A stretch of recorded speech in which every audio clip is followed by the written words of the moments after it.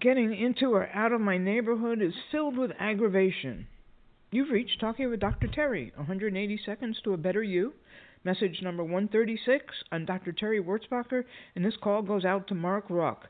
You'd be surprised how much irritation and aggravation the stoplight at the end of my street causes me. And at the other end, it's just as disturbing. Marcus Aurelius has helped me deal with this, and I've made a game of it too. So what's the deal with the stoplight? Two things. One, there's a sign plain as day saying, no turn on red. Well, I'd be rich if I had $1 for every person who proceeds to turn right on the red light. There's also a small strip mall whose entrance is just before the light, so people duck through there to avoid the red light. At the other end's entrance to my neighborhood, there's a left turn lane and it's a four-way stoplight. Of course, it takes a long while for the cycle to get back to letting you turn left into a residential area. So the workaround for that is to go a few hundred feet straight ahead, make a U-turn, come back to the light, and make a right turn, where it's legal there, all while I'm sitting there politely waiting for the light to turn. Ha! The only reason I can think of that it bothers me so is that I, as a law-abiding citizen, quote, don't feel it's right of others to disobey rules and laws, end quote. But then the logic-seeking part of my brain says, but there isn't a law or rule about cutting through the mall parking area. Gotcha. That leads me to two things. My entitled self feels it's not fair that others can do this and get away with it, and I can't.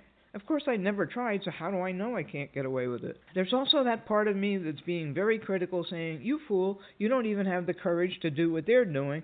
So that part, being very young and angry, is inconsolable. How did Marcus Aurelius help me? In Meditations, he writes, you don't have to have an opinion about anything.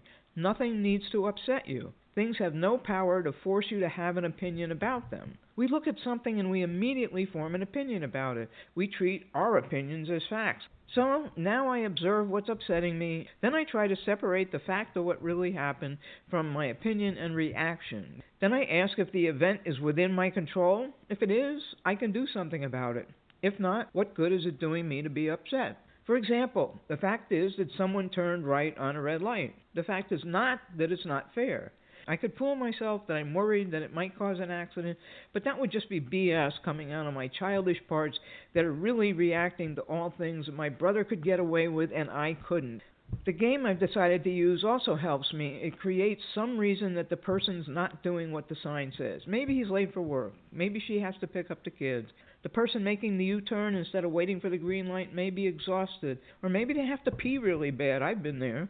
I can laugh and be more understanding when I play that game. I wish them well, and I hope everything turns out all right.